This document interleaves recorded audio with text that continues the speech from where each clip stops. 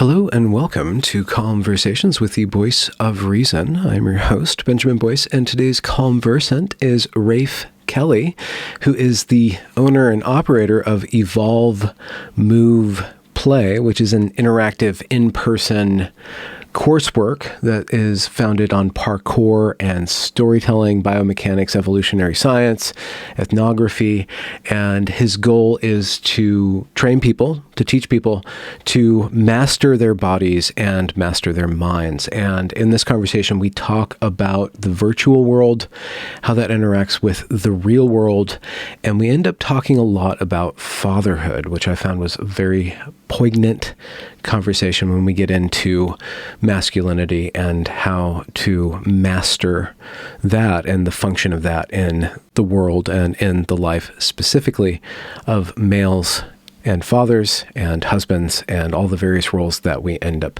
playing in our lives. So if you are interested in Rafe, I will link links to all of his linky things down in the description. He's a great guy. This is a slow burn conversation, so do get ready to just relax, sit back, and explore with us these exciting domains of the inner and the outer life. Without further ado, here is Rafe Kelley. I'll just tell you, I'm trying to avoid getting captured in the culture war dynamic around trans issues. So okay, yeah, no. I'm fully aware. What culture issue do you want to tackle? The physical body? I'm interested in just talking about the general stuff that I talk about. You know, the stuff that I was talking to Jordan about, and this kind of model that's been generating for me between working on my stuff and Jordan's work and John's work. Peugeot or Vervaeke? Vervaeke. John Vervaeke, yeah. Yes. Yeah. What was I going to say? I actually think the whole trans issue is like deeply, deeply exemplary of the disembodiment in our culture. But I think that it's very hard to talk about it without getting captured by the culture war dynamic. And so I'd love to have the conversation with you off air, but I think for a recorded conversation, I'm not ready to share my thoughts too much at this stage. Does that make sense? Yeah, but rather than talking about what you don't want to talk about, yeah, let's talk about what you do want to talk about. Yeah, well, what I want to talk about is the idea of egregors is a fucking fascinating topic. You know. Okay, so egregor, is that like a Latin word or Greek word? I thought it was like, so you're casting it like it's a parasocial relationship. I thought it was kind of a group think thing, or like an institutional thing, like a powers and principalities, like the kind of like the network consciousness that kind of exerts its will over groups of people. It's an occult concept from Greek representing a non-physical entity that arises from the collective thoughts of a distinct group of people. All right. Yeah. So you can think of it as an angel or an archangel, a principality. Right? Principality. Like the spirit of Nike or the character of Nike, not the goddess, but the company. Yeah, exactly. Yeah, or Google or the San Francisco 49ers, the gods are kind of. I guess like with the Marvel universe stuff, we're kind of playing around with the gods and stuff, but I think we don't really truck with that language. I don't think the goddess Nike has a real developed avatar in the minds of contemporary people. But you can imagine that in ancient Greece, there was a shared avatar of Nike that had some commonality and that could be called upon by people within the culture and understood as a collective intelligence that was shared across this neural network of individuals. Mm-hmm. And I think the same thing is true of, what I was pointing to is just the idea that actually individuals within a celebrity culture, an attention culture, individuals are actually subject to and actually this is the past too, right? The idea that like Ramses is a god or Augustus is a god. It's like, well, Augustus kind of was a god because if you're in the Roman Empire during the reign of Augustus, like you read his speeches, you hear about his speeches. You gave unto Caesar, like he actually taxed you, and you gave it unto him. Even though you're giving it to the state, he was the head of the state. So he was the embodiment of this state, which is a very huge, powerful god or superhuman entity. Yeah. So, I mean, he was literally a principality. But he was in some sense, you can actually think that there's like a collective intelligence of people walking around with the avatar of Augustus, and that has a certain normative weight because of the position that he plays in society. And so that is and the thing that I think is interesting about that question of egregor is how once somebody reaches a level of awareness that's sufficiently high that many people are carrying avatars of them and they're not reciprocally carrying an avatar of that person, Mm-hmm. that there's a weird way in which that avatar becomes unbound from them, potentially. Where they start serving the avatar. You can start serving your avatar, but what I was pointing to with unbound is just that, like, if people make memes about Jordan Peterson, right, and there's a whole memosphere that develops around Jordan Peterson's image, Yeah. that can become increasingly unlinked from him as an individual. Yeah. Right? It exists in all these other minds, and all these aspects of his character get exaggerated and pushed into specific kind of they're worshipped, adored, maligned, vilified. line. It's Exactly. it's that entity. So I don't know exactly why Muslims are not allowed to make representations of Muhammad, but it's probably to forestall certain negative effects or to bring attention away from the word that he received onto the person and to make him an idol. And so what you're talking about, like Jordan Peterson as an idol, as an icon, and then as an effigy that can be destroyed or adored. And you see a lot on Twitter that people who have no traction or original thought, if they slander Jordan Peterson in a clever way, then they get a lot of attention. So they get a benefit riding his wake. And then they are also, reifying Jordan Peterson as an icon while tearing him down. Like that act of iconoclasm. Mm-hmm. Like it actually perpetuates this image. Yeah. So you have all these kind of there's these neural networks made up of individual agents that are propagating the use of this actual human individual as a symbol that is tied towards these other moods and ideologies and currents in the cultural landscape, that individual becomes a node for that can be almost independent of them, right? Like Jordan Neely and the Marine, this Yeah. right, like those two individuals now have their images being propagated through the cultural war space, and your opinion on them as individuals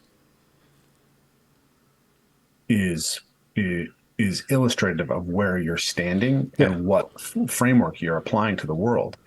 And then their image gets manipulated by people to try to build a specific worldview, right? And so this signal the opposite. Like I think a better example, because Neely and that Marine are still they're trying to be astroturfed into prominence, but I think Greta Thunberg and Kyle Rittenhouse are great. They're born on the same day, like January 9th, 2003 or something like that. But they both become emblematic of two totally kind of polar, in an odd way. They're not directly connected, but because they become symbols to the right, to the left, right, of youthful resistance or youthful virtue, actually, or youthful overreach, cringe, the violence, youthful violence, or Greta, like I guess her negative image would be like globo homo, like she's just a representative of a certain sort of ideology that wants to take away my freedom and give it to these central authorities in the name of whatever. So I guess Greta is more about the centralized authority and with good outcomes, the utopianism. Kyle's more about the individual authority. That's why they map more onto left and right. But to what extent are they those icons, they themselves, those icons, and to what extent, as they grow and evolve as human beings, like the child actor problem, to what extent can they even ever fulfill that role and be Even themselves in the shadow? actor problem, right? Like this is something that I think, like for some reason, this I was thinking about this stuff in relationship to the Amber Heard Johnny Depp trial, right? And I was thinking about Johnny Depp's, like, extremely egregious abuse of substances, and I was thinking about how, like, how alienating it must be to be in a world where so many people have extremely strong ideas about you that have very little to do with you, and how your ability to have a fundamentally true human connection is deeply distorted, and that it makes sense to me that so many celebrities are using drugs because their experience is already deeply surreal, deeply disconnected. I was,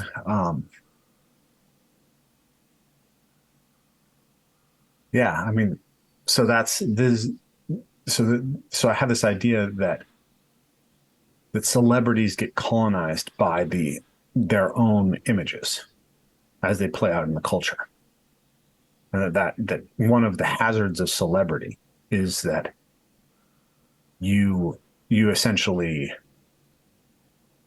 are at least a contingent piece in the birth of a specific egregor into the collective consciousness or unconsciousness, as it were.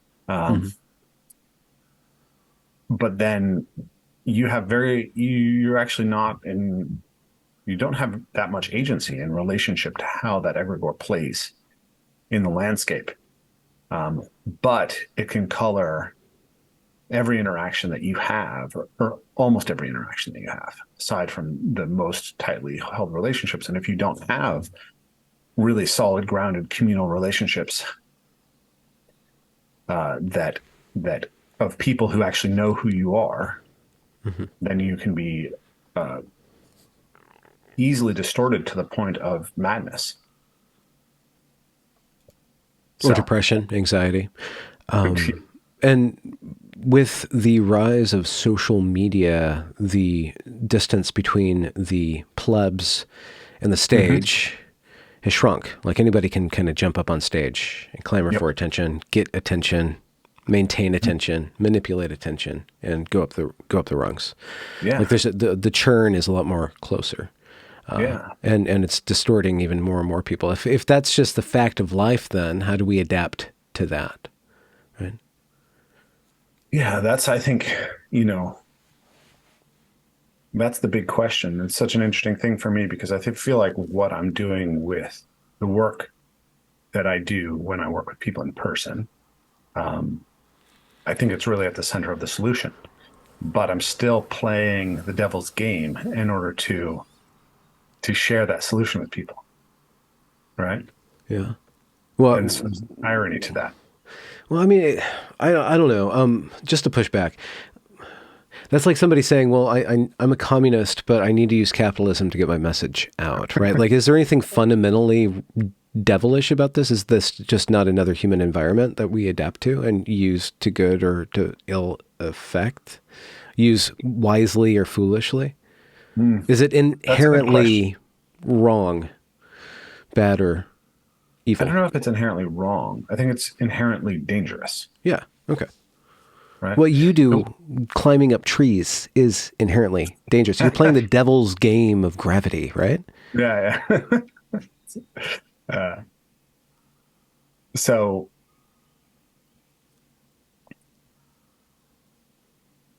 one of the things that I think about a lot is the idea that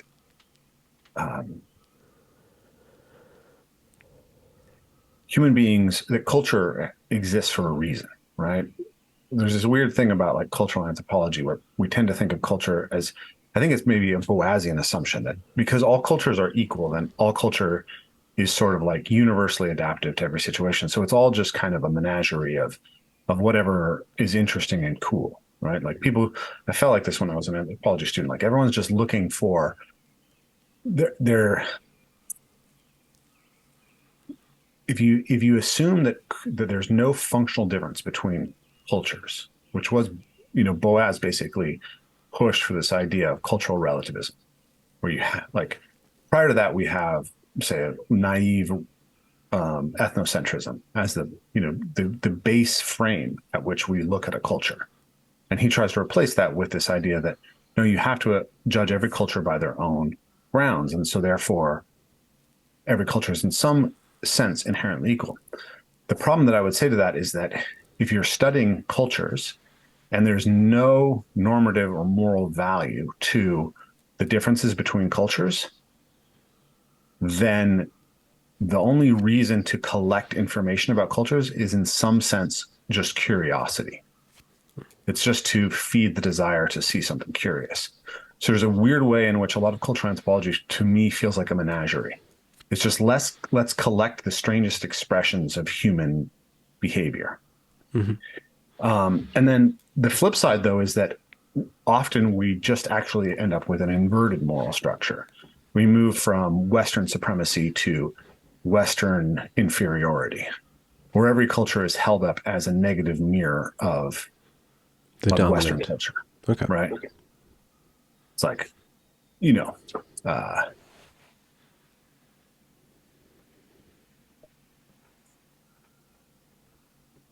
the obvious one here that I'm trying to avoid is like the gender thing, right? Okay. Everyone always says gender is like super flexible in other cultures, therefore that's how we should do it. Is it though? Or at least there are some cultures that are gender flexible, and therefore that lights the way, and that's a superior way to do it. Yeah. So you have this assumption that somehow, if it's indigenous, if it's whatever, if it's non-Western, then therefore it is more valid. Actually, it's innocent. It's uncorrupted. It's innocent. It's incorrupted. Yeah, it's the narrative of the fall. And I think that those are both frames that are not particularly useful. So I think of culture as adaptive within a specific environment. And I was hugely influenced recently by Joseph Henrich's book, The Secret of Our Success. Are you familiar with Joseph Henrich? No. It's a fascinating book. It's a really fascinating book, because what he claims in that book is that we understand human success incorrectly. We tend to think that we're super successful because we're so hyper intelligent, right? We just have really big brains that allow us to solve problems better than other animals.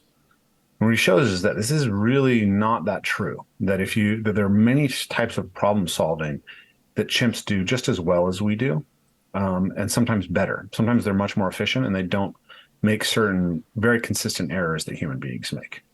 But the way that we make errors actually points to the secret of our success, which is that we're cultural animals.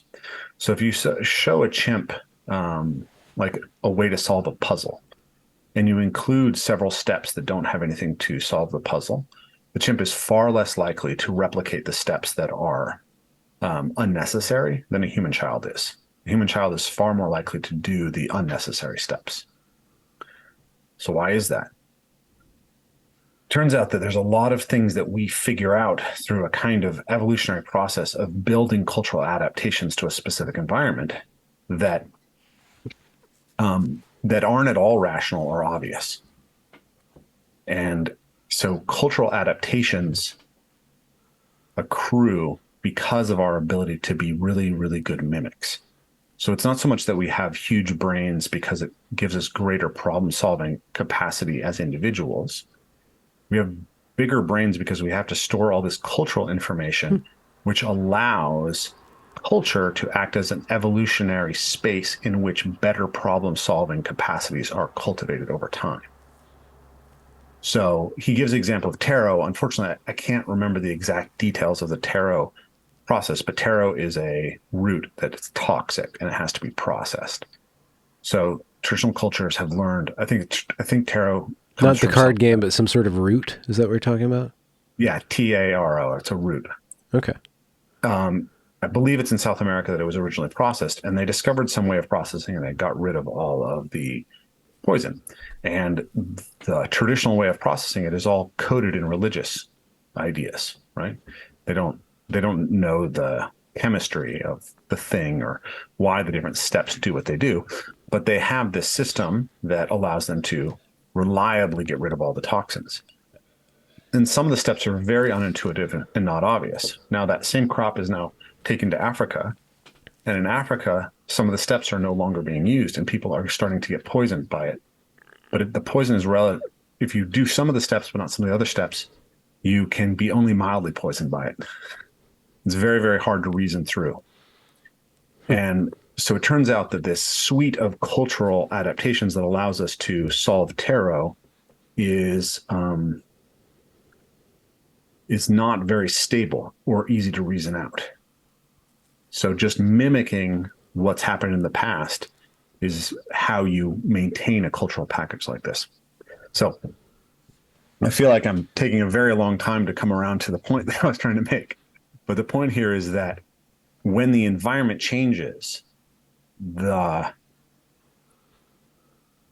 cultural packages become outdated. Like an interesting example is, I don't know this for sure, but this is a possible example of this. A lot of people who have wheat sensitivities report that they do not experience wheat sensitivities when they're in Europe. Now, one argument for that is that wheat sensitivities are psychosomatic and all these people are just, attributing symptoms and they actually just like being in Europe. And so therefore they eat croissants and it feels good. The other argument is actually that they'd use different wheat varietals over there. And so the problem isn't with wheat in general, it's with the types of wheat that we have. So we selected for dwarf wheats that are hyper producing.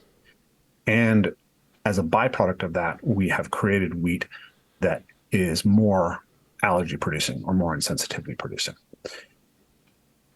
Traditionally, we also almost always use sourdoughs or sprouting or fermentation processes to help us process grains because it takes out all the anti-nutrients in them. Now, it's not obvious rationally that we should continue those things in the face of much more productive modern industrial products. So,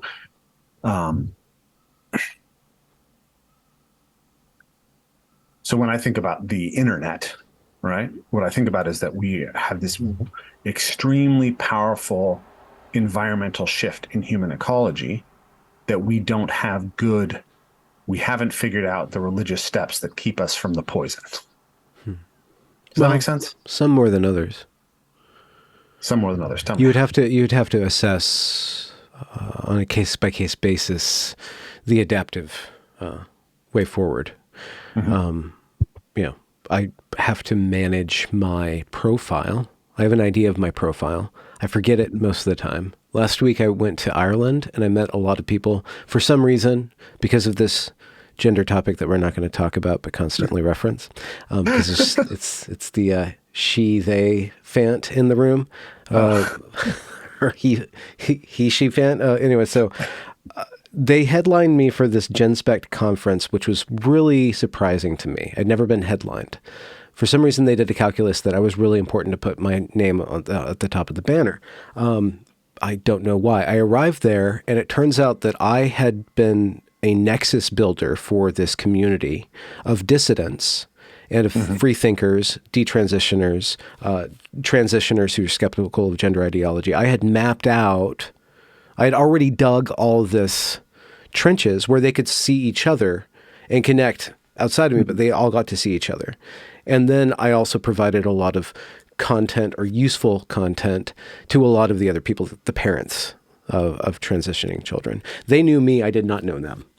And so in that process, I came, Benjamin Boyce came, like there's that name up there, Benjamin Boyce, connected to this YouTube channel, connected to all these listening things. And my profile is a little bit different because I've cultivated a passive profile, a very active passive profile.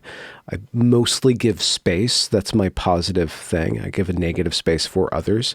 But I spent 4 or 5 days just surrounded by people who knew me, and I touched them, I hugged them, I listened to them, I gave them direct attention, and I didn't feel like some of them would laugh. I can't believe I'm standing in front of this guy, which is kind of weird. You just kind of wait for that like little weird kind of like that trip, like I listen to you when I fall asleep or I watch you, but here you are right now. Here's your voice right now. I want to take a nap right now. Can you sit down and I lay my head on your lap right now?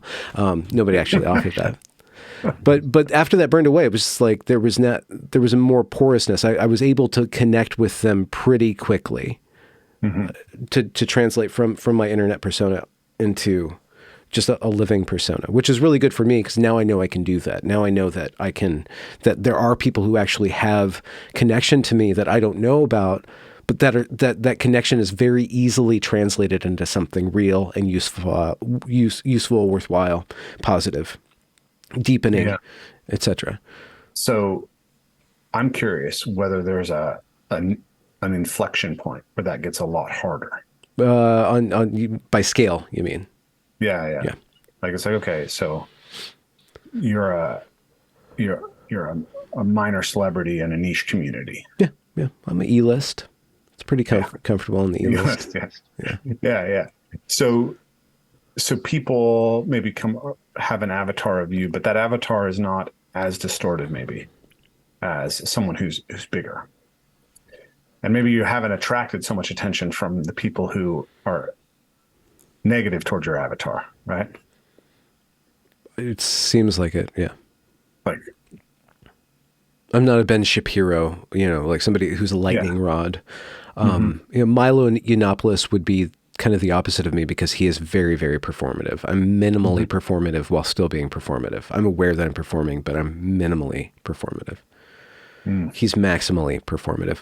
Peterson's kind of like Trump. He's just like, I don't know. They're different, but they do just react, at least on Twitter, they're just reacting. So I don't know to what extent there's a thought process about perception and reality. Maybe it's just kind of like just a very intuitive punching these certain things. And sometimes it works, sometimes it doesn't. Yeah, my sense of Peterson is that his Twitter persona is totally uncultivated and maximally driven. But I try to be. I don't really. I mean, I know that I'm occupying a specific persona in some sense, but I'm not trying to be performative at all. I'm trying to address specific things, right? I'm trying to kind of come and to fulfill a role, I guess, which is in a sense performative. But well, if you don't think of it as a performance, you can't get better at performing it. So you kind of have to actually take it as a performance, and then you'll refine your craft. See it as a craft. Yeah, I do definitely see it as a craft. Like, yes. I pay attention to the interviews that I've done to see if I have a lot of speech disfluencies.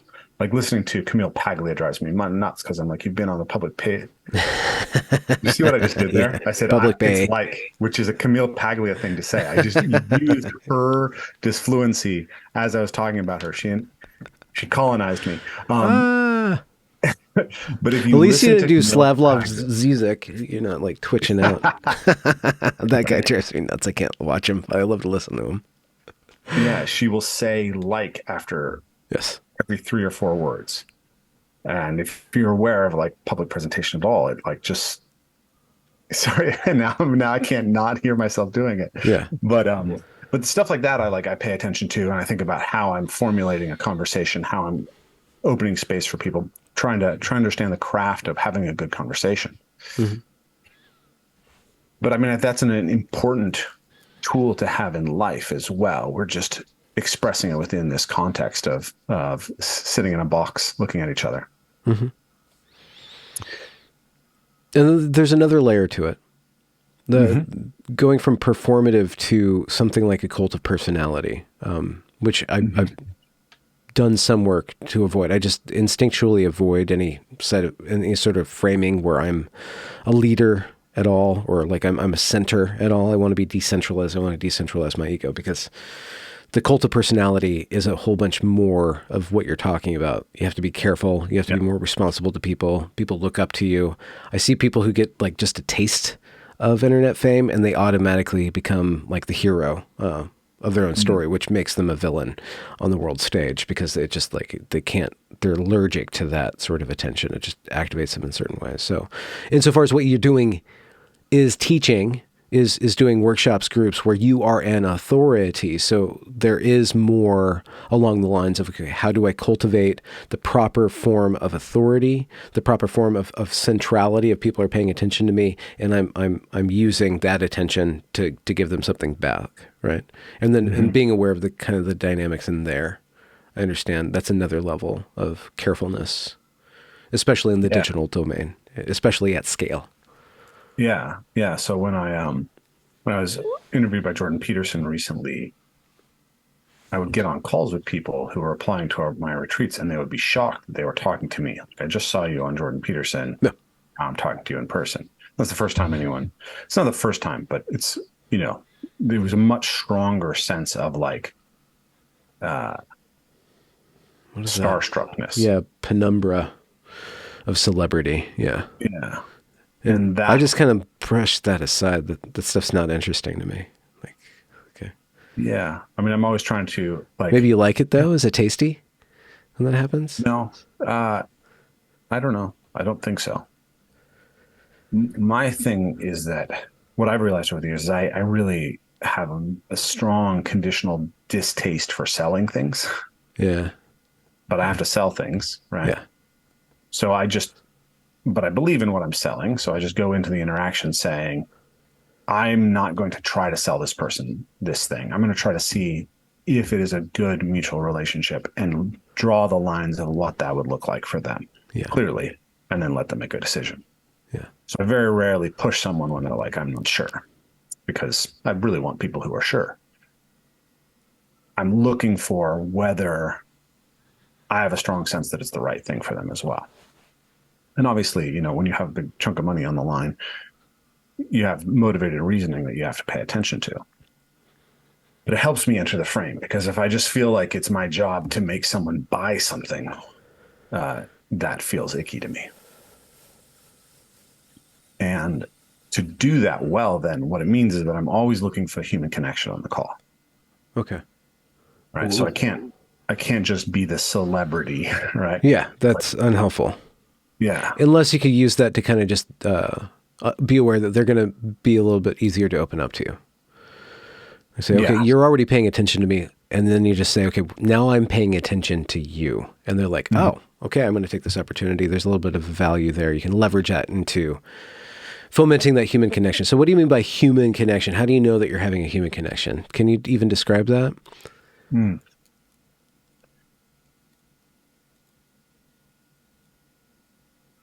So I guess that a human connection would be the opposite of NPC behavior. Oh, okay. Low on the sloganeering. Yeah.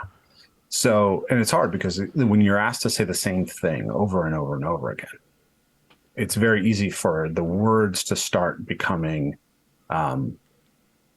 formulaic without any content behind them, without any feeling, right? Mm-hmm. So very often when I'm doing an interview like this, someone will say, tell me how Evolved Move Play started, or tell me your background. Yes. And every time I do that, I'm like, how am I going to tell this story differently? What is interesting about my own story to me today? Yes. That I can share so that I don't sound like I'm reading talking points. And so it's the same thing when I get on a call with somebody. I'm looking for what's actually relevant to them.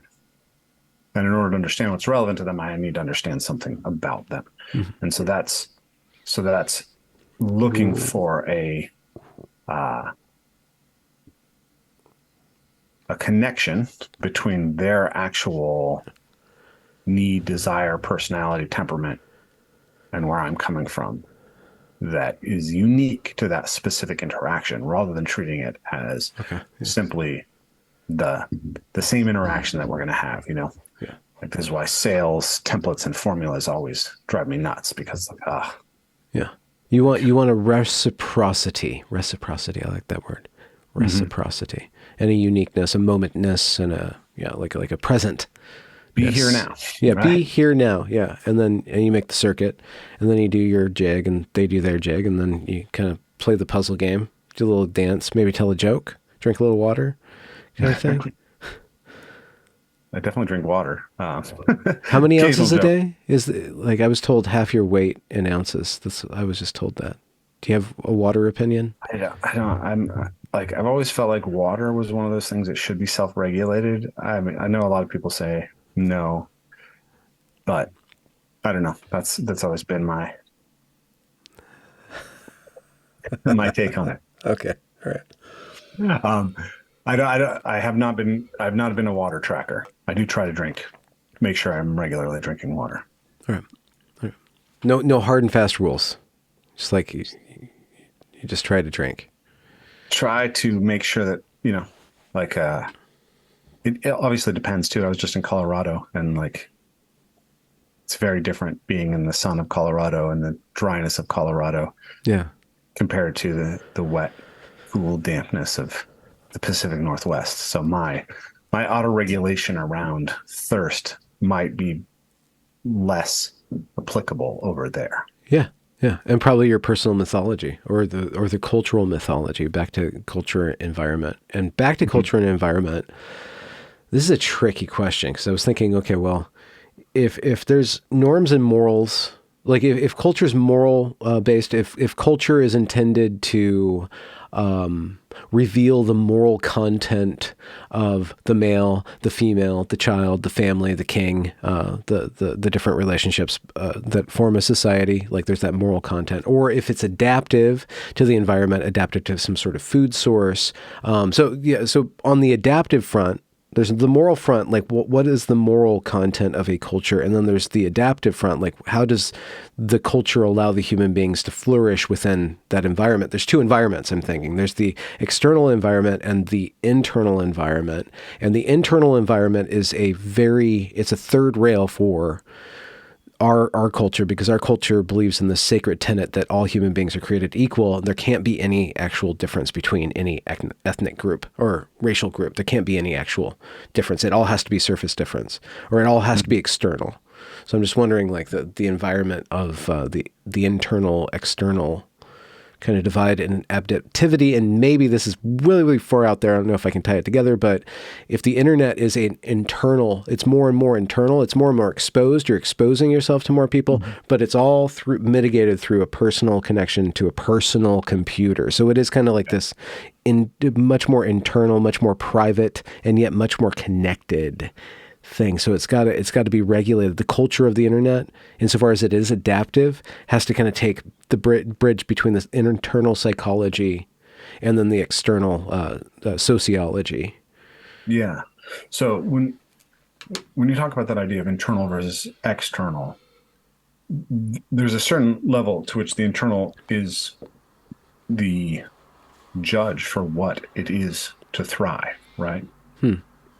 So the way that I try to ground things from an evolutionary perspective as much as possible. So the first moral dimension, in some sense, is just appetite and aversion, right? So if you're a single-celled organism in, the primordial soup, there are things that allow you to engage in autopoiesis and things that will disrupt your autopoietic process, right?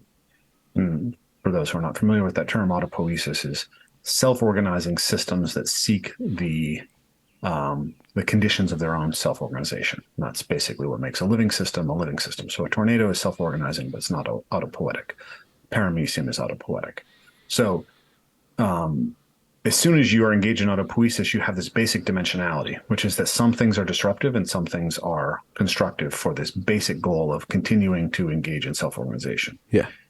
And there's an external and internal. That's why he's saying hunger is a part of it. Yeah, hunger. There's appetite and aversion, right? That's the fundamental dimension that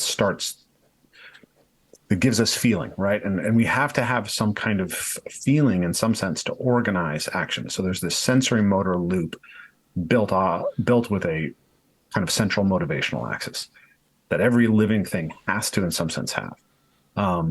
Now, over time, we layer up more and more complex interactions because we learn to play positive sum games, right? So then you have, mitochondria inside multicellular organisms. That's like basically a mitochondria was a separate type of organism that decided to play a game with the eukaryotic cell.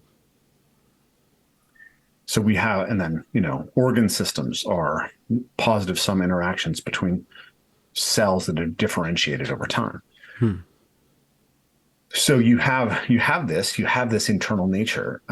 You have drives that have been built there, and you have some kind of internal psychology, I believe. And I think that that's one of the great problems of have a society is we don't respect that there are limits to culture, that there's constraints to culture both in the physical environment and then within the internal constraints, right? Um, Hmm. if we think about like what I do, physical training, right?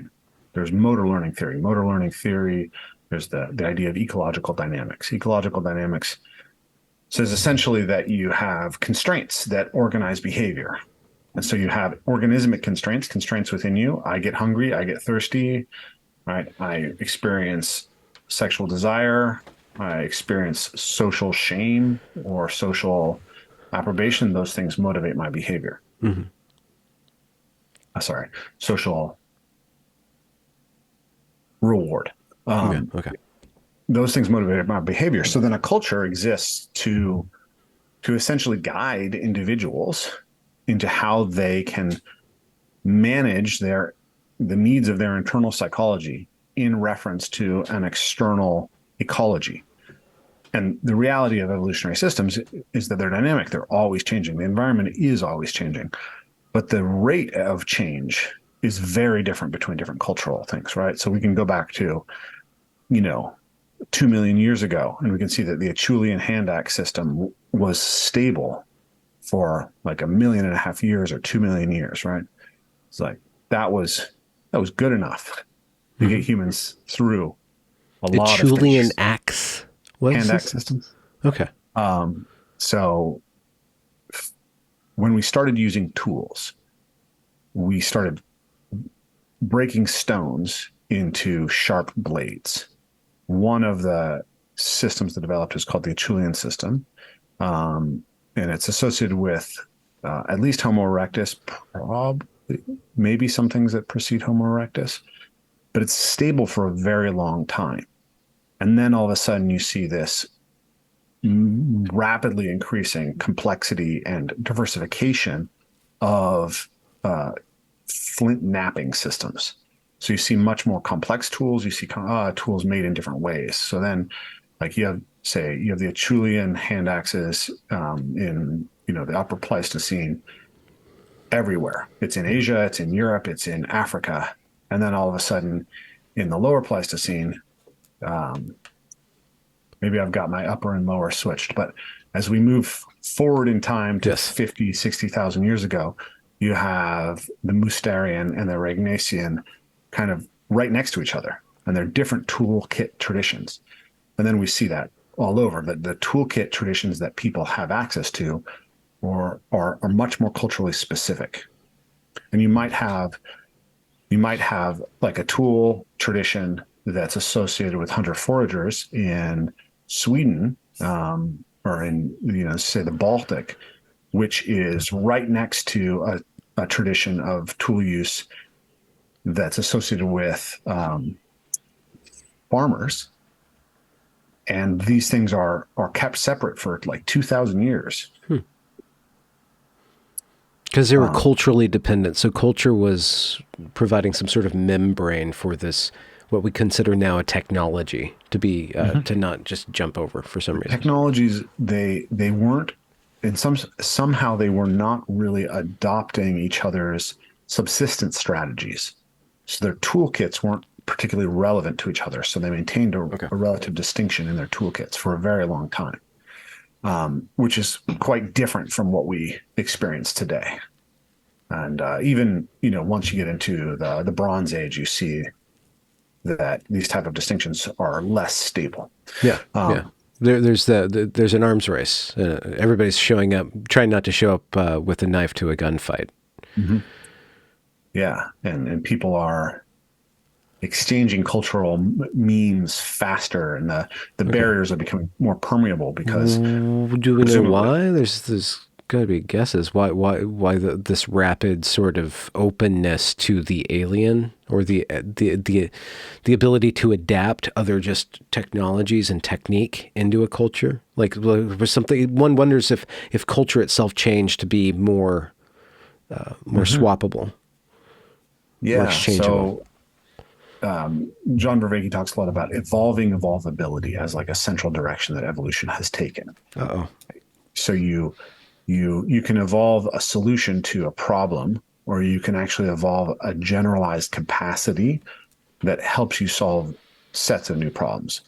So one dimension of cultural evolution could just be that you're making your cultural membranes more permeable because the rate of like valuable things technologically entering your culture is useful. In Jordan Peterson's book Maps of Meaning, he has this chapter called The Species of Anomaly, where it's beautiful, it's very interesting, and I thought it's always stuck with me since I read that. But he makes this claim that fundamentally we treat anomalous situations with using the basic predatory detection system. So you go back to appetite and aversion. Once you have predators in the environment, the most aversive thing that you can face is something that wants to kill you and eat you. It's the ultimate monster, right? Mm-hmm. So we have very strong intrinsic reactions to things that could be potential predators. That's why snakes are so symbolically powerful for human beings, because humans and snakes, or not humans particularly, but primates and snakes probably have something like a 60 million year or 90 million year coevolution where they were one of our main predators. Yeah.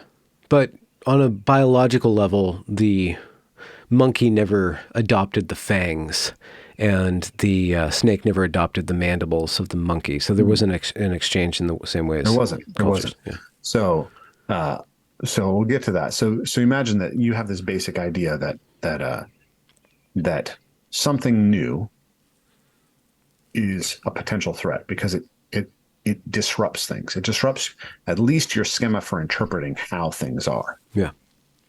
And so he talks about the strange event, the stranger, the strange idea, and the revolutionary hero. So like a flood is a strange event. It's not what you were expecting. Something has happened out of the norm. We have to adapt to it. Okay. Forces adaptive representation. Somebody thinks of something new that's never been thought about before. That's a potential threat to that, to the social stability, right? And then somebody comes from some other culture. They wear a different type of clothing. They speak different words. They have different tools. All of that potentially disrupts the meaning structure that holds a culture together. And the last thing is the revolutionary hero. And he talks about the idea of the revolutionary hero as someone who sees that there is an adaptive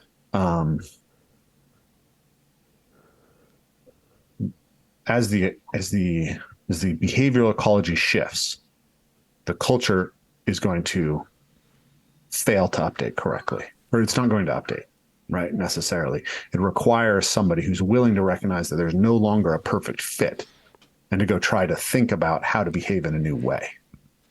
Mm-hmm. The fish aren't coming up the stream the way that we traditionally have. They traditionally have. Okay. Do we just sit here and wait and starve? Or at some point, do we like go try to copy the neighbors who hunt elk? Yeah. How do we do that? Yeah. And then you go to the elders and you say, hey, I think we should go hunt elk. And they say, look here, whippersnapper, we've been doing this for 60 winter is like, we know the fish are going to come. Mm-hmm. You're going to get us all killed because now our neighbors aren't going to want to trade with us because we'll have elk and they already have elk, right? Mm-hmm. So the revolutionary hero is a threat to the social stability of the system in the same way. Mm-hmm. It seems. Sorry, go on. Go ahead. Well, I'm thinking in terms of this thing called progress. That is our central meme around which liberal Western society has been formed and benefited from for the last however many years, 5 to however many, 50, whatever. in a sense, progress is now just runaway updates for the sake of updates, for the sake of updates, for the sake of updates. So this is kind of the quandary, like the counter-revolutionary hero, the one that says we need to slow down, we need to stop, we need to go back to stability, away from runaway novelty, or whatever would be the opposite of stability, is needed, and yet a very difficult fit for us. Yeah. Okay. I think, this has traditionally been referred to maybe in symbolic ways as like the Luciferian spirit, right? The intellect of the West. Run away with itself. Yes. Faustus, Lucifer. Yeah. Yes. So once you start digging into the ideas behind like the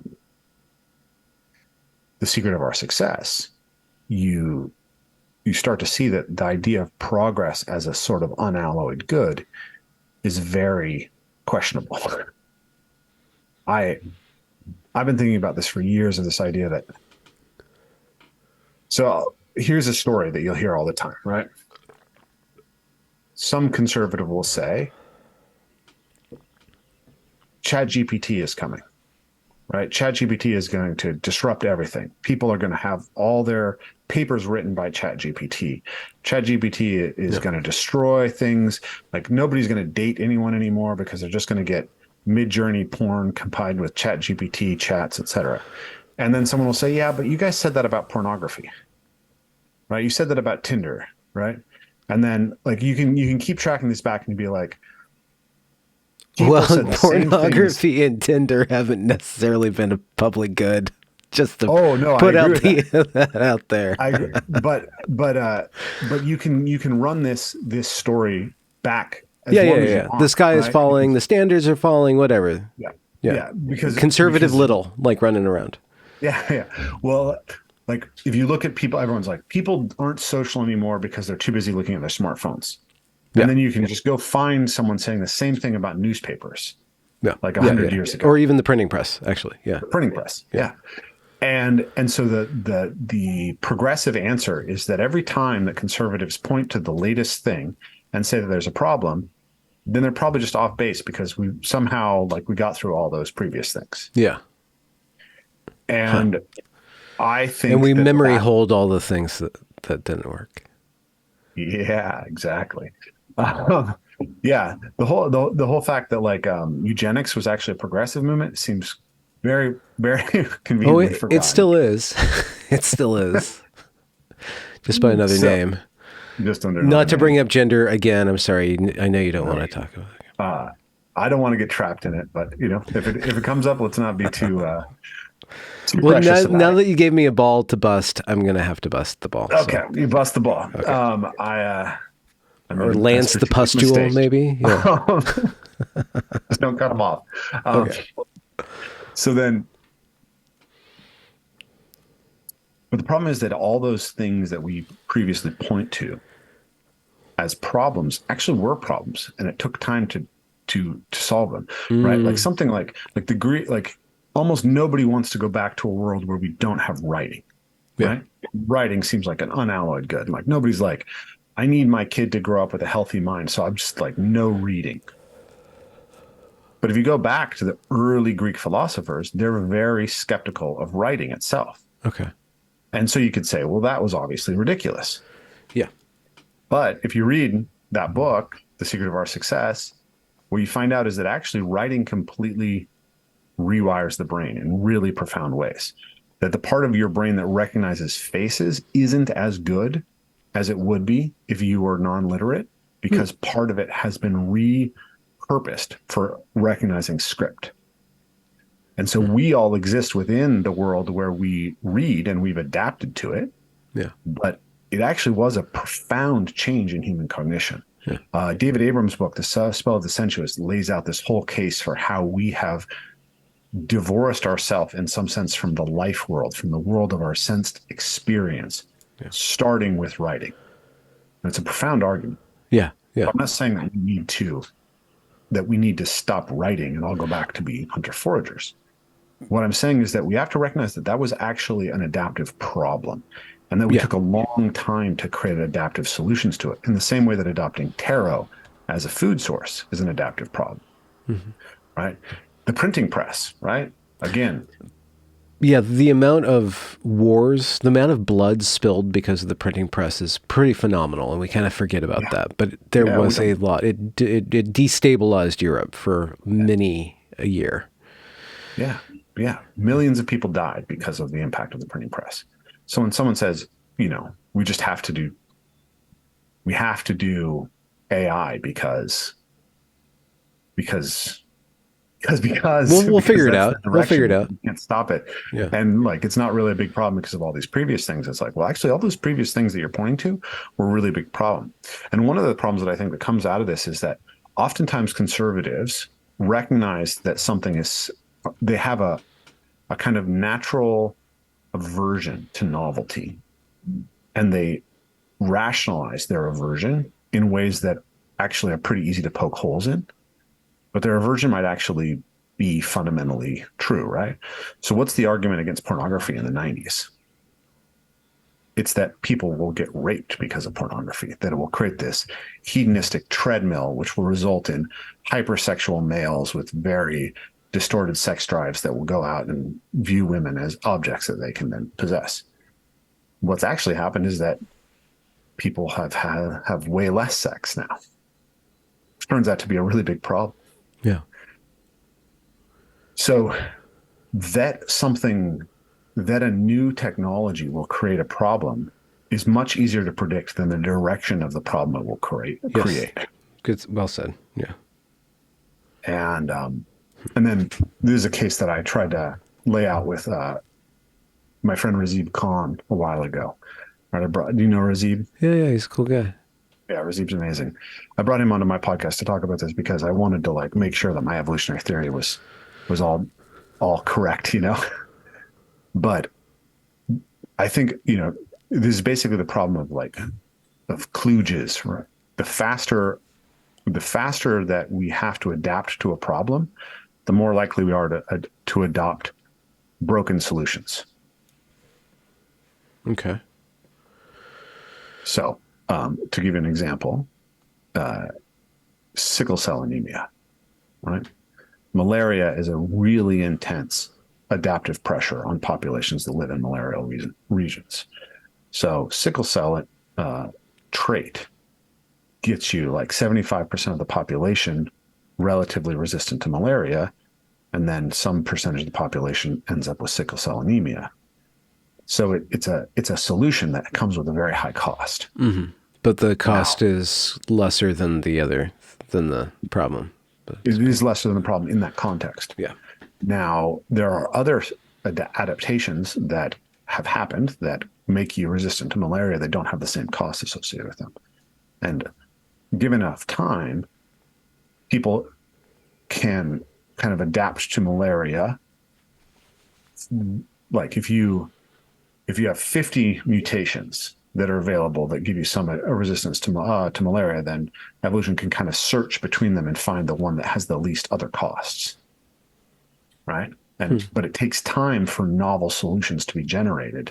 And so if you need a solution now, boom, you select whatever's available. And then the messed up thing about evolution or about genetics, or maybe it's not the messed up thing, but part of the complexity of evolution is that everything affects everything, right? It's all feedback So loops all the way down. yeah, there's massive pleiotropy, right? You think you have a gene for blue eyes because it has to do with blue eyes, but the blue eyes are probably a downstream effect of a gene that has something to do with, your immune system and your skin tone. We don't know what a lot of these things do, right? There's a gene called the EDAR gene, which it explains a lot of the characteristics that make Asians specifically look Asian. So it causes dry earwax. It causes reduced mammary size, and but also increases the density of the mammary tissue. Causes straight and extremely coarse hair, so Asian typical hair form, and it decreases the expression of apocrine sweat glands. So apocrine sweat glands are the sweat glands that cause body odor. So people of Asian descent have fewer African sweat glands. Oh, okay. So now, is it the straight hair? Is it the sweat glands? Is it the dry earwax? Is it, you know, which is the mammary tissue? Which is the target of selection? Well, maybe it doesn't have to do with any of them. Maybe it's an immune thing that just happens to have all these other effects. Mm-hmm.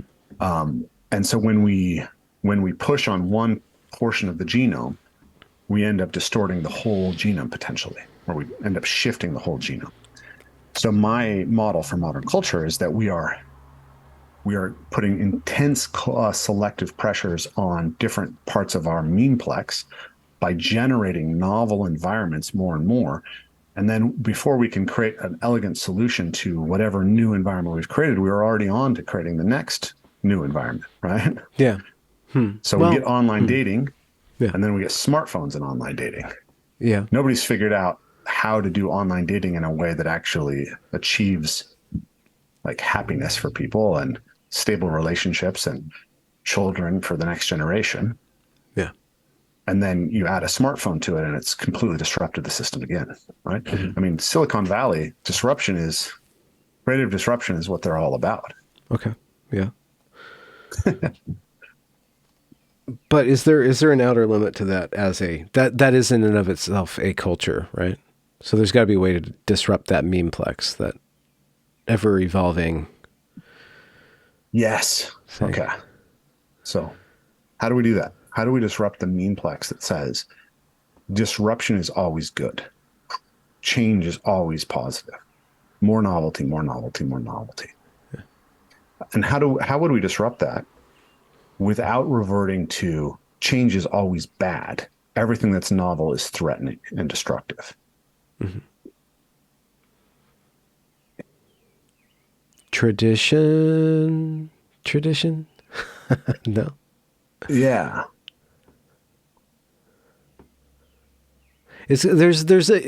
When we go to this level of the conversation, to the solution, it's really important, I believe, to focus on what a human being is, and to see a human being as not a rational agent, but as a living entity, a conscious entity, and an entity that can become more conscious or less conscious, can become not necessarily more complex, but maybe more complex or less complex, depending on how they behave. So if I were to submit myself to the internet in such a way where I chased view counts and I chased clout, and I'd figure out the math to that, I'd figure out the different things, and then I'd see what works for me, and then that would inform me to do this thing. And maybe I could do it in such a way where I got really big, but I still had a lot of flexibility. But it seems to be the case that most people get really big, get really narrow at the same time. So there's always this trade-off. But at the beginning of the process, or at every stage of the process, I have some amount of volition and I have some amount of intuition of homeostasis. So it would be to not necessarily bring back tradition, but bring back the promise of a tradition that orchestrates all these drives that I am and all the relations that I have to create of me an ideal person, like some sort of saint maybe, or some sort of hero maybe, to have some sort of ideal human that then figures out any given problem, right? We need to engineer a type of man in order to exist in this culture, in this ever-evolving landscape, and then to change it to his ends, perhaps, rather than to try to change the system. Yeah, so this is, I think, points to the sort of central drive of the work that I'm doing and how it connects to like John Vervaeke's work. John Vervaeke is trying to map out a way to evolve ability around the creation of wisdom for human beings. Yeah. And I think that I kind of unknowingly ended up building something that was in that direction. Okay. You stumbled upon it? Was there a burning bush involved? Was there signs and wonders? Was there synchronicities? Maybe. How did you know you were on the right track? What are some of the things that told you continue? I think a lot of it was wonder and curiosity, right? Like, so I think I look at what has come out of, the work that I've put out, and I sometimes I'm quite confused by it. Yeah. It's like I don't see the seeds of it within me. That's that. Like if I look back at myself 10 years ago, and I say, okay, we're going to be doing these relational practices, and that's actually going to be a core piece of it, and it's going to be really about developing empathy. I was like, was I a particularly empathic person 10 years ago who really understood how deeply important that was and how much that was critical to the formation of wisdom, and knew that that's what I was accessing when I was taking people into these spaces? Absolutely not. I was kind of a dumbass in that arena. Mm-hmm. What was motivating you at that point? Adventurousness, maybe, or ambition, perhaps? So I would say that perhaps my superpower is that I don't really have a lot of motivations other than love. Okay. Maybe that's a total lie, but ever since I was a child, I've just been very difficult to externally motivate to do anything. So what drives me is this intrinsic sense that something is cool. And so when I started to evolve, move, play, it was like jumping around the woods is cool. And I want other people to come do it with me. I want them to experience how much joy I experienced doing this. So I took some people to jump around the woods. And then I was like, I also love doing martial arts, and I want to add the martial arts into this. And okay. And that all feels like somehow connected to heroic literature that I read as a kid, and that's cool. So we'll weave in some of these things, and then people said, "Hey, this is really life changing," and I was like, "Oh, cool." I didn't expect life changing. I thought you'd think it was cool that you learned stuff, right? Or like my pride when I started was that I was really good at delivering movement skills to people. So when I asked them what they got out of my retreats, I expected them to say, "Hey, like that was the best model for how to learn a Kong ball that I've ever seen, and I feel like I'm so much more physically competent than I was." But there wasn't a lot of that, right? Like a That lot of was people, subsidiary to something else. yeah. So the feedback started to point you like, wait, there's something Feedback else was here. always, this felt deeply meaningful in a way that I didn't understand. It wasn't what I expected. I feel connected to the people that did this with me, unlike anything else I've ever experienced. Okay. And so we leaned into that over time. Right? And that brings up the question in you're going in from a movement or purely physical direction into a more cultural space. So in the physical space, there's ever-present danger, right? Of miscalculating, and you have to be prepared and be ready. And then, you have your first aid kit, but what you're trying to teach is the proper way to do this without getting hurt. I would wonder, I would just suppose because of liability and you being an American. When you go into the cultural space, there's no less that guardrails that need to be first aid kits, bruised egos, your own ego swelling, cult-like dynamics, getting into weird woo shit. It just that once you broach that, the landscape changes. So I wonder how you what were some of the principal guiding forces that allowed you to develop the proper way to go in that internal direction? Yeah. So people told me that the community aspect and the connection aspect were primary. And so we kind of leaned into that. And so there was a variety of things that were happening in my life that pointed me to the idea that the ultimate purpose of my practices had something to do with living a more meaningful life anyways. And so I started articulating that and what that meant and what the kind of human being I was trying to become through the practices was, or the type of human being I was trying to facilitate. But it had more to do than just expressing these given physical skills. And I was noticing that storytelling had this immense power on for my students. Mm-hmm. So that was when I discovered Jordan Peterson. And it was like, oh, here's a whole language and philosophy around how confronting things is a heroic journey, and how that gives you access to meaning. So that was one powerful inflection point. Sorry, just a brief question. Is the heroic journey aimed toward meaning? That's a particular sort. Heroic journey is a particular sort of aiming of all these other things, narratives and movement and integrating all these things in a certain direction. Is the direction of a heroic journey meaning? Is that what you've seen? And if so, what do you mean by meaning? What do people mean by when they feel something's meaningful? Yeah. So the way that I would think about that now is definitely very influenced by John Vervaeke, right? And what he points to is that meaning is an analogy, right? We're trying to point to something. And when we say when we want our life to be meaningful is that we want it to have a sense of sense making in how it lays out, how the events are connected. If events feel unconnected, then it's unmeaningful in the way that a string of words is unmeaningful. Okay. Yeah. So okay. Camera, effective, gorilla, blue is a sentence, is a series of words, but it has no intrinsic meaning, right? Okay. Okay. Whereas, there was movement at the station, for the word had got around that the colt from old regret had got away and joined the wild bush horses, right? That evokes something. That's powerful, right?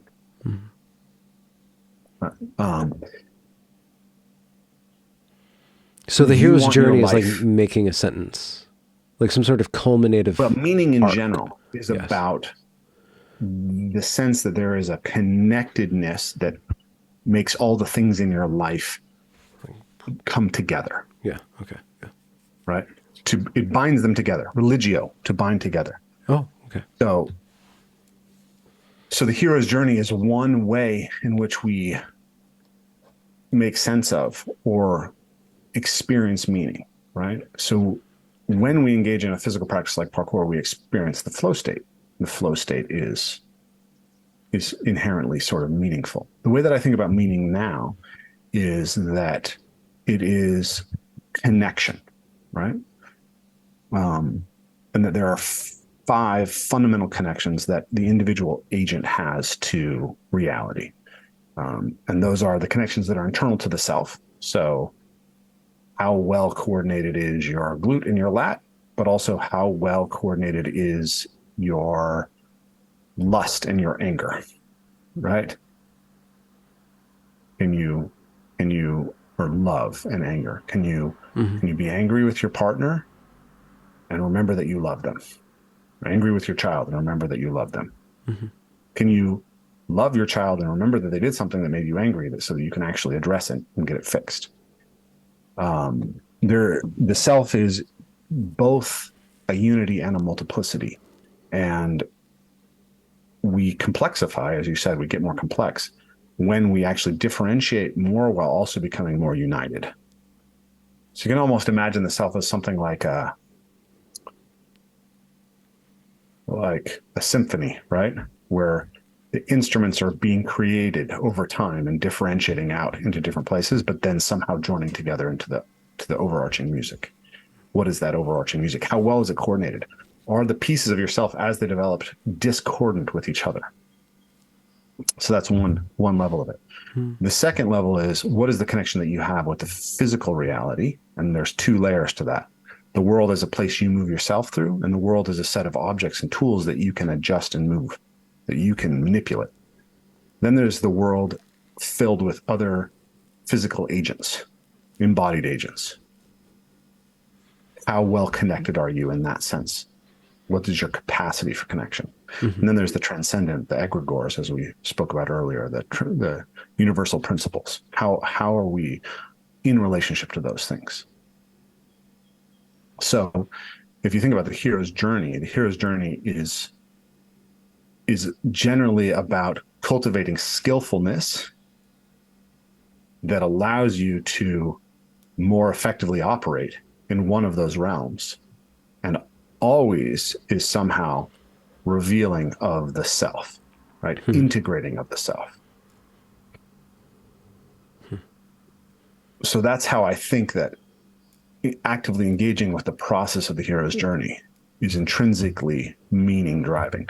So I think of the hero's journey as like intentionally going out to confront the chaotic potential of a jump, right?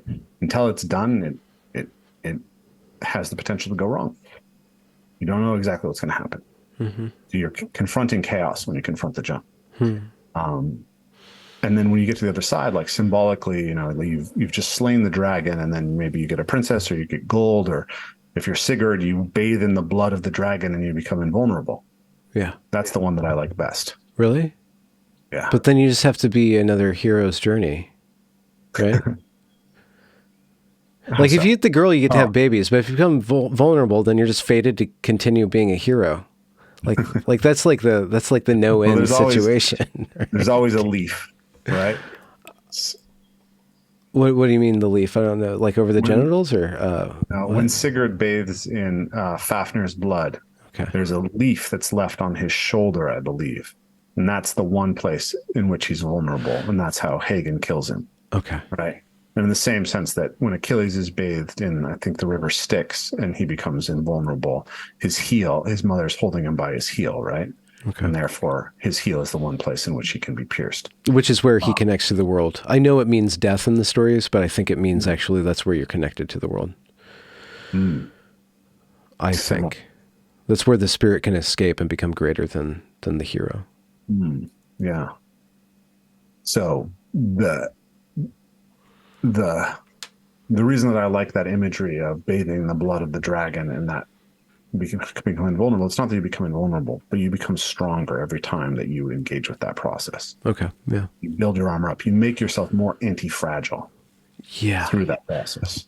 Okay. So sorry to Go ahead. be so pushy-backy. I like opponent processing. So anti-fragility is great and all, like anti-fragility is the concept that fragility is if you have a porcelain cup and you drop it and it breaks, like there's no way to reverse it. But like if you drop a baby, more or less bounces, gets up, or the baby trips and stumbles, the better baby is going to like just adapt to the wounded knee, right? Or to actually go up along the process of becoming anti-fragile more and more and more. But doesn't that also include some sort of like going through a process of becoming more and more vulnerable, more and more armored, less and less vulnerable, more and more anti-fragile, less and less vulnerable? Isn't there like a trade-off or something? You have to constantly be cultivating a sense of where my skin is soft and where I do allow myself to not be invulnerable, because the invulnerable is always going to serve your will or going to serve your life drives. But at a certain point, if you want to have true connection to people, you need to not be invulnerable. You need to be fragile. You need to be witnessed as fragile. And so I see that you can go on this process of hero journeying and kind of lose the bride, lose the connection to home, to being a father, to being an old man, right? Because you die before that happens, to being cared for and to caring. So I just want to bring that up. I think it's a great point, right? Like, there's a truth to the symbol that when you take on challenge, you become more capable of taking on challenge, right? That the same challenges that were monstrous are no longer monstrous for you. That's true. It's also true that in armoring ourselves, we can remove our capacity for sensitivity. And that capacity for sensitivity is fundamental to our ability to relate well with others and also to the different aspects of ourselves. Yeah. I've been playing a lot with this idea of the effective bandwidth that somebody has. All right. So you can armor yourself up so that you're kind of emotionally invulnerable, but you're also just like, you've basically just taken your bandwidth for emotion down to very little. And when that happens, you aren't able to empathize fully with a loved one or a student. And that's so there is a weird way in which, like, my journey as a teacher has been a lot about actually stripping off armoring in order to show up better for people in the moment. Because one of the things that I've actually been meditating a lot on now is how empathy is critical for wisdom, because because propositional knowledge doesn't really do much for us if we don't in many contexts, right? So one of the things, in processing some stuff with my wife, what I've recognized is like things that she has said, hey, I really need this to change. I've been like, sure, I'll change it, right? Like, I don't disagree with you. Your logic is sound, it's fine. But if I just treat it as a logical proposition, the likelihood that I'll be successful in making the needed change Mm-hmm. is not that high. Okay. I have to actually feel her pain internally to create the emotional reaction, the Hmm. perspectival knowledge that Yeah. shifts my behavior. Okay. And in that process, so what you're doing is you're seeing the world from her point of view, and Yeah. that becomes like you become more and more unified in that, or like at least you absorb her, she probably absorbs you. So that process of collective empathy, which is Mm-hmm. kind of empathy tends to be a feminine trait, and it tends to be a female trait, actually. If you Mm-hmm. see a lot of this social contagion stuff throughout history, there's this process of co-rumination where clades or groups of girls will get stuck on a certain negative vibratory principle, Yeah. way of seeing the world, and they all just like kind of see the world the same way in a way. Yeah. They get like they kind of detach from reality because they kind of like make their little, like roaming. There's a bunch of mythology too, like like the banshees roaming or the harpies kind of roaming through the back. They kind of like get in the spiral of negative affect and Yeah. stuff like that. So adopting that as a man, or the heterosexual relationship is emblematic of, or the ideal heterosexual relationship is emblematic of a woman and a man, the two strengths, the overlapping drives and desires kind of coming in and very slowly working to become harmonized, to become one, to be Mm-hmm. unified. And in order for that to happen, the man needs to be patient and and absorb both partners. I guess they need to go through the process of seeing, feeling each other, feeling the world through each other, and then seeing the landscape changed, and then actually adapting behavior to suit that shared landscape. Yeah. To be able to access the world through the imaginal avatar of the other, With the right? wife, Like yeah. the husband or wife, because um, you don't have many relationships that can be that deep that you can realize an avatar of someone that fully. Like I think in some way, and I've become more and more like committed to the idea that there is something sacred about marriage, um, and that there's a type of commitment that comes with saying I will do this for the rest of my life, right? That allows the creation of an intimacy that's very difficult to access if that's not the the grounds of the relationship, Yeah. and that this allows a man to indwell a woman's perspective and a woman to indwell a man's perspective when it's done correctly in a way that's profoundly powerful. And I think our culture in many ways is deeply deranged because of the lack of that. And Hmm. this would be a whole nother conversation, which would be very interesting. But I don't know if you've been following like Mary Harrington's work. Oh yeah, Mary's great. Mary's great. I've Yeah, been singing her songs. I've been singing her yeah. praises for years now. but I was just listening to a podcast of hers, and um, it, she's talking about basically the disruption of the machine mindset in some sense since the 1450s, right? And how the agrarian world, where men and women were mutually completely interdependent, Yeah. is disrupted by the rise of factories, the rise of industrialism, the rise of the machine, which disassociates and alienates male and female labor from each other. And it was very interesting for me because I've been thinking a lot about the idea that our culture has I mean, you think, Jordan Peterson's obviously been a figure in this conversation, right? Like Jordan Peterson, well, sorry.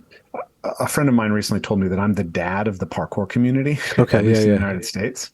And I was like, okay, that's dangerous, right? Like maybe it's necessary, but there's something weird about that like potential for projection and how that could go wrong.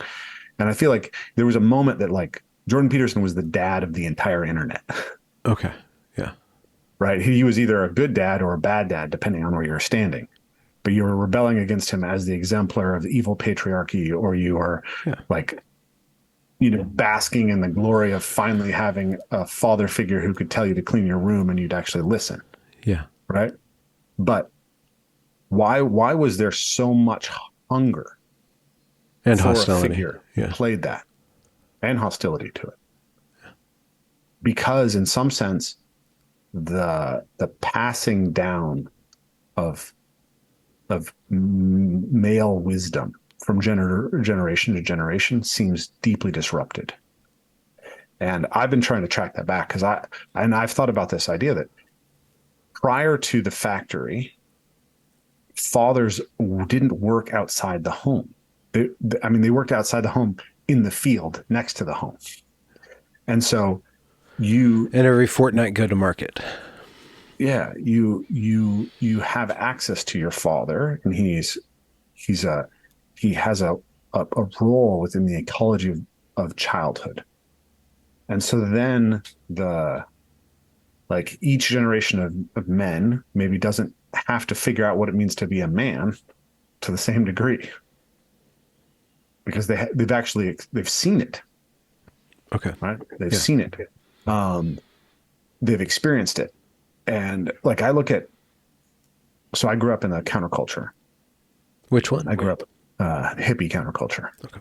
So I grew up going to the Rainbow Gathering and the Oregon Country Fair, and all my dad's friends smoked weed and took LSD and mushrooms, and everyone kind of theoretically believed in free love, at least on some level. And the basic universal truth is that every father that I know of in that culture was a failure as a father. Like, I love my dad. He's a brilliant man. We have a great relationship as adults, but he was an extremely neglectful father. He was wrapped up in his drugs and in his little culture, and he was not available to us. And I don't know anyone who grew up with a father in that culture who felt like that their dad was like present and available and consistent and reliable. But what's weird is that there's this whole generation of sons of those fathers who are great fathers, right? Like my brother, certainly hope myself, my cousin, my cousins, all of them are like consistently showing up and behaving responsibly in relationship with their children in ways that our dads didn't. So it's like, it's not just like a genetic problem of like, these guys just all happen to be deadbeat dad types genetically. It's like there was a cultural error in the rejection of the tradition that resulted in a delusion that allowed a lot of men to fail to understand what their responsibility was and and how important it was. And yet you're humble enough to not claim the mantle, or to not say that you're a good dad. You hope that you are, right? But when somebody says you're the dad of the parkour community, at once you understand the need for that role, and yet you don't want to step into it. And I think that's particularly salient to our generation. You're Gen X, right? Born, probably. I mean, I'm technically a millennial, but I don't. Geriatric, millennial, whatever. It's our age group, 30s, 40s, that need to actually step up into the roles of authority, right? We've excerpted ourselves from it in a lot of different ways, and yet we're wary of the mantle of authority. We don't want to tell people what to do. We don't want to be the patriarch in a way, right? So it sounds like that's what you're expressing when you say, I don't want to be that in that community, but at the same time, you turned around right away and said that that's an absolutely necessary facet of group behaviors to have some sort of patriarch. So what is the good dad? How do you be a dad to a community? What does dad bring to a parkour community or to any given community? And how can we understand that and then fulfill that? And what are the things that make us wary of that? Boom. This gets into the deeper conversation. Maybe we should have just started with this and to hell with the censors. Yeah. What is a man? What is a man? Here we go. Right? Because like fundamentally, the question of what is a good dad is only coherent if dad is somehow a specific role, which is secondary to a sexual difference. Right? So the way that I conceptualize this is that human beings are actually relatively sexually differentiated.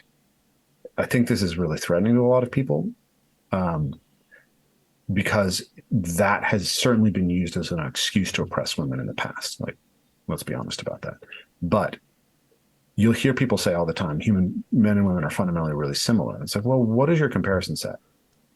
We're fundamentally similar, more similar physically than, say, elephant seal males and females are. But when it comes to differential division of labor, I mean, this happens all the time, right? Like female falcons are larger than male falcons, and they prey on different prey. And by preying on different prey, they then can coexist without competing, in the same way that male lions or male tigers are larger than female tigers, so they're less competitive for the same resources, so they can coexist better in space. Human beings probably maximize this in the animal kingdom, right? The human males are highly, highly adapted to be predators of large animals, and human females basically aren't. So they coexist as a big game hunter and a small game hunter / forager. And obviously we do both. But what that means is that human males are really good at killing things. Together. Large things. Together. And human females are predominantly oriented towards caring for small children, right? It's like there's the sex that takes life and the sex that gives life. Like, obviously women kill, men nurture. But at some fundamental level, the difference between us has to do that males exist in a world where they evolved over many, many generations to exist in a world where killing was a necessary component of life that determined many other aspects of success. And a great risk, or like just an accepted risk, I suppose. Mm-hmm. Yeah, I mean, hold my beer kind of stuff. Exactly. So men do stupid stuff all the time and get killed because, right, like that was how you survived in the past, was being willing to do that. So then that sets up a different type of temperament and a different orientation towards a child. Is the child primarily something that just needs nurture, or is it something that needs encouragement?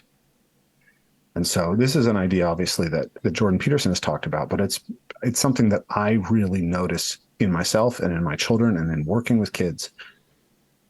The men are actually very maternal compared to other male animals. We are incredibly nurturing towards children compared to other male animals.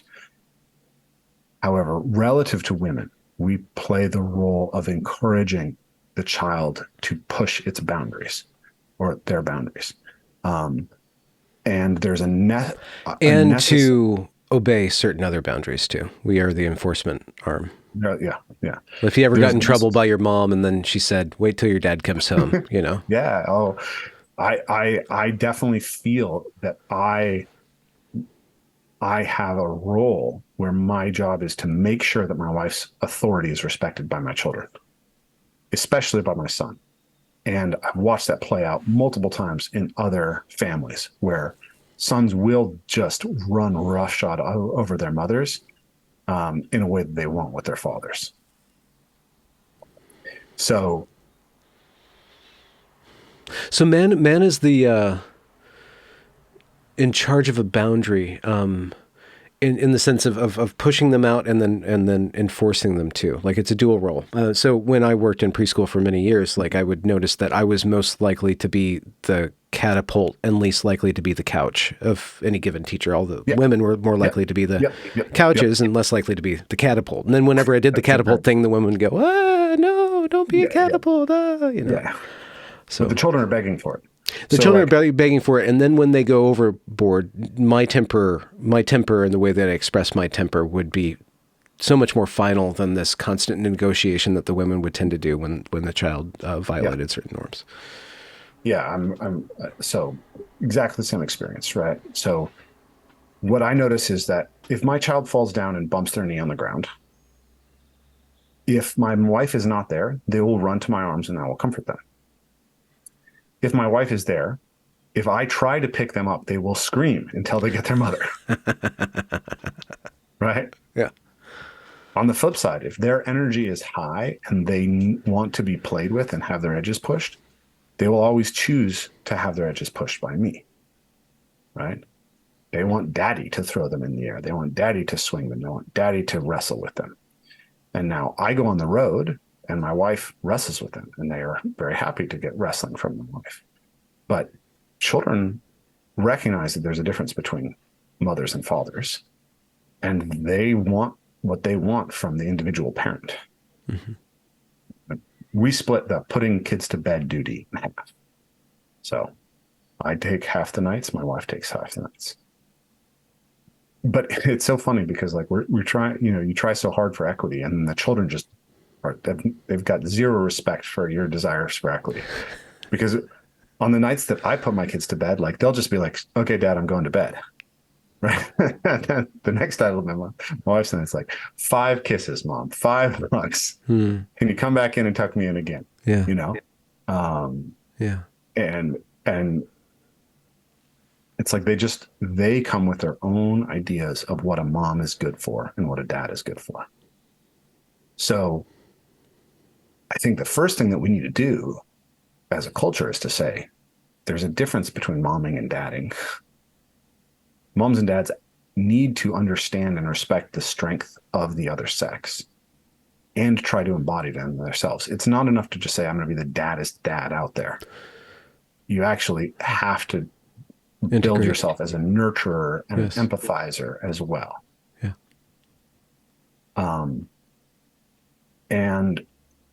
And then you got to recognize that, like, how powerful it is to have a partner in opponent processing around this, right? Respect the other partner, the other perspective, right? Like somebody out there listening is probably a single mom or a single dad. And it's like, you got to do that for yourself. You got to have the voice of mom in you and the voice of dad in you. And you got to do that opponent processing on yourself. But it's so much easier, in my opinion, if you have someone who has the temperament of a mom and someone who has the temperament of a dad, who can be in communication about what the need of the child is. It's like as an analogy, a dad is kind of like the sympathetic nervous system of the child, and the mom is the parasympathetic nervous system of the child. Could you briefly explain the differences between those two? Yeah. So the sympathetic is the fight or flight response, and the parasympathetic is the rest and digest response. Okay. So parasympathetic is like the body desiring to nurture itself, and the sympathetic is the body saying, we're going to burn some energy off. We're going to go do something. And so within a family system, you want those things to be in better coordination, better connection. And I think that what's true at the family level is really true at the societal level. Right? Well, before we go societal, let's just talk about the parkour community, like this little tiny chunk that you've bitten off, right? I mean, where do you go from being a dad to your children to being a dad of this community? And how does that manifest? Why do people attach that? How does that make, what's salient about having somebody take that role that they would foist it upon you? Does that form the community? Does that give the community some sort of extra cohesion than rather just being about this thing? It's like, this is kind of a family thing. This is, we're trading information on a deeper level. Like there's fathers here, there's mothers here. So as a father figure in this community, you're delivering something, and you're delivering this community to a different level. Yeah.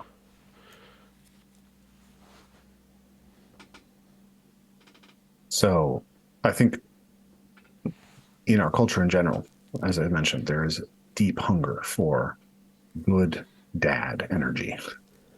And the parkour community is maybe more so like that than others, right?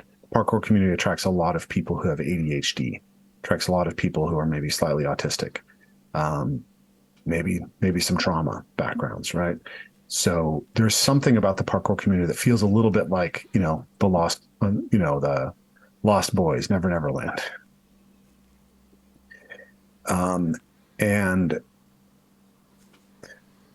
we didn't, it's a young community. We've only been around for 20 years. There hasn't been time for elders to develop, in a sense. Like people started calling me dad at the parkour gym when I was 27 years old, or maybe 28, 29 years old, so you worry about this projection and about how the idea of dad becomes a source of authority that's potentially dangerous. Yeah, or a bunch of wasted time dealing with people's daddy issues. Yeah. That's the other aspect, is that it can be negatively reflective as well, right?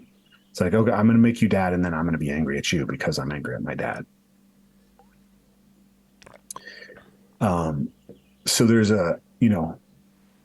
my son is turning out to be a pretty talented parkour athlete. He's doing things at 8 years old that very, very few people can do. So I'm taking him now into these situations where I'm performing still really well as an athlete, and he's performing really well as an athlete. And then they're seeing me interact with and support him. And there's a way in which that's filling an archetypal need for people, right? They're seeing that's what I wanted. That's what I want to play out with my own children, right? And I think that's actually a powerful gift to be able to offer people, right? Like I've had people come to retreats that I've taught and say, like, I didn't think I'd ever want to be a parent until I saw the way you and your wife interact with your kids. So I don't want to try to avoid that role out of a sense that you're modeling it. So I guess the safest way to do is to model the best, to model the ideal, to not it's the same thing we were talking about, but with the parasocial things. Like, you're the dad. You kind of blow through the celebrity status. You blow through the penumbra of the archetype, and you just possess and you model to the best of your ability everything that you think is good about that. And then also expressing, maybe express some anger. You express some harshness. You maybe some joviality, like kind of cutting each other down. There's other kind of like male typical kind of like, you make fun of people, to loosen up their ego and stuff like that. So you kind of you see that this role is a collection of different behavioral types that you can maximize, and then the art would be, and your personality, your uniqueness, your authenticity would be in how you articulate them, and then how you love through them, and then how you inspire other people to love through those ways of behavior, which we kind of like lump under masculinity or fatherhood. Mm-hmm. Yeah,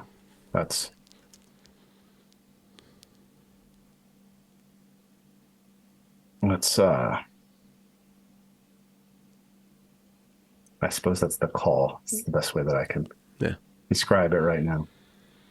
It's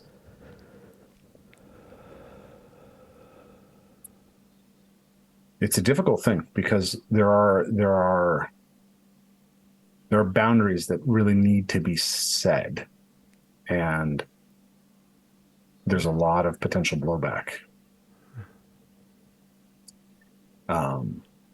But there is a sense that the truly loving thing is to be able to say no sometimes. But it's different when you're trying to say no to a whole community because you don't really have the power to do it, right? You have maybe symbolic space in the culture. Well, that broaches the topic of authority, which is a whole other topic. Yeah, authority. Yeah. So I don't know.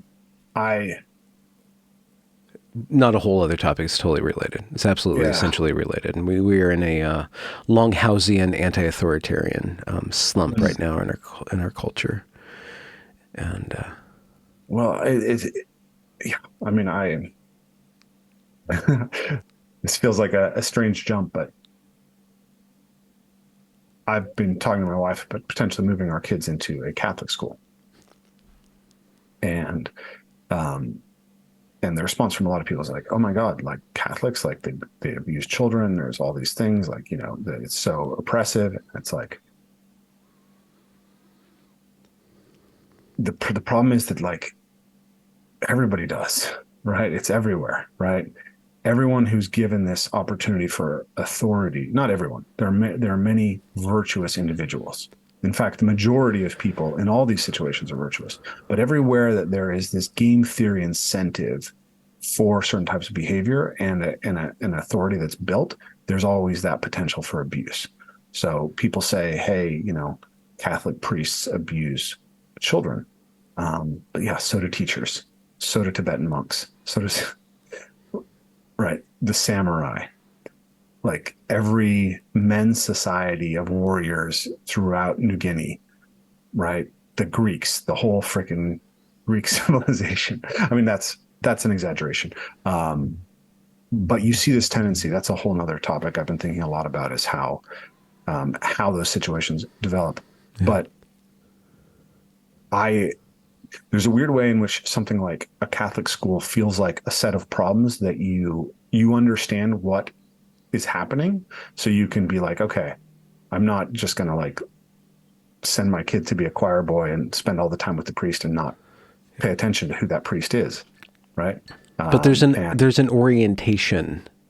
All the bad stuff aside, there's an orientation in there that you feel lacking or that you want for your children. An orientation towards authority, an orientation towards the transcendent, an orientation to morality. Like there's got to be like some sort of hero's so what journey I want for my ish type children, thing in there. yeah, I mean, I think that mm,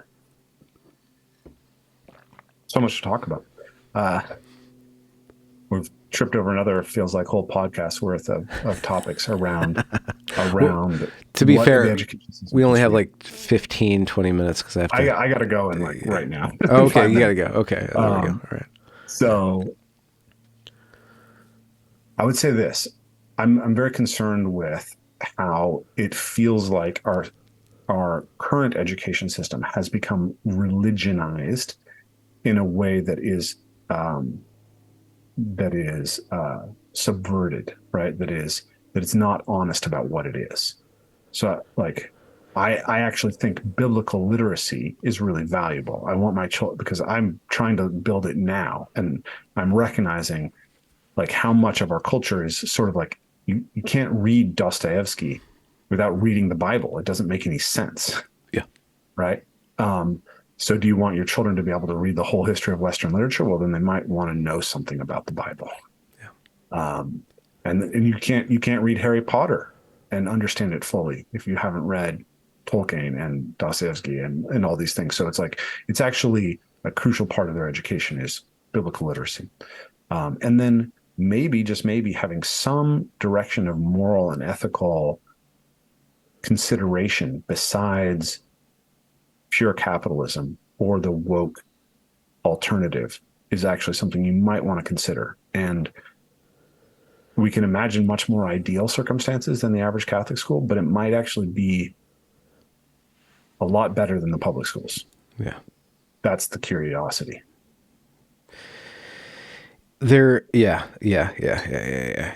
Yeah. Well, I mean, yeah. There's so many things. I think that this podcast we have to wrap it, but this podcast really hits on a lot of really deep issues for me that I'm dealing with personally about my life going on. Just like really right now, very biographical, but it also really fits into the greater project that I am trying to understand the political moment that we're in and trying to understand a deeper critique of it beyond like woke, anti-woke, like really trying to understand where we are, what we need to become in order to go forward. And manhood is absolutely essential to that. absolutely essential to that. And so just to kind of go back to the whole parasocial relationship, I'm not talking about an Andrew Tate manhood. Jordan Peterson has qualities of it.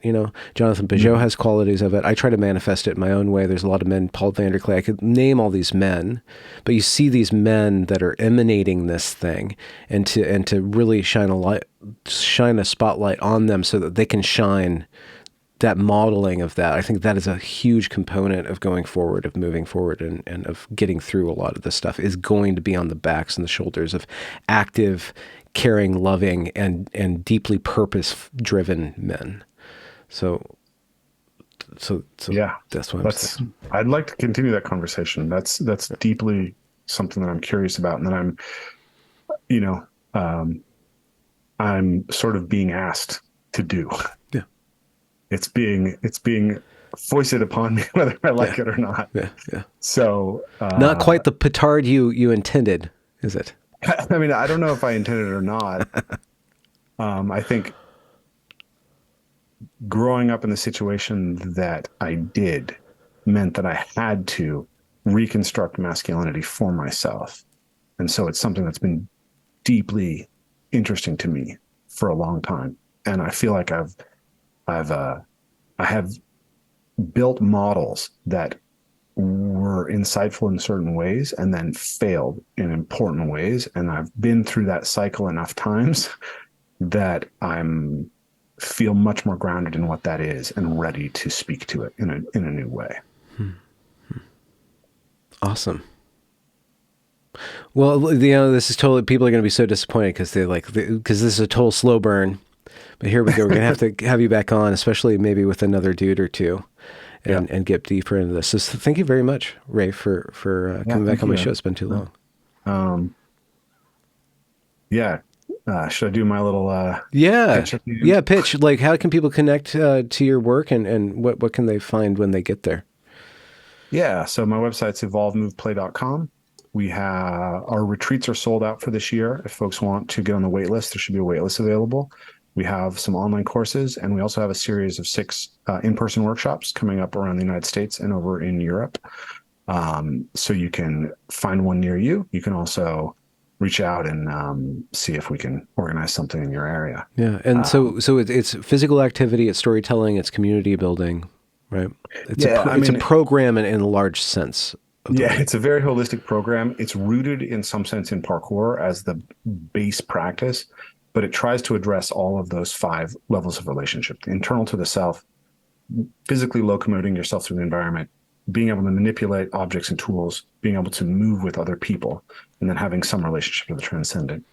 The 2-day workshops in particular are going to be focused at the level of the more physical practices, but there will be elements of mindfulness and dialoguing and storytelling that are woven into those in theory. And then the longer events allow us to go more deeply into the relational, ritual aspects of practice. Oh, amazing. Great work. We're going to have to grab a beer soon. So I'll be in town. I'll be in Seattle more and more frequently. So I'm no longer in Seattle. Oh, really? I'm over to Bellingham. Oh, okay. You're even further. Keep on going further. Don't go any further. I want to grab a beer though. Don't go any further north. Okay. All right, man. Have a good night.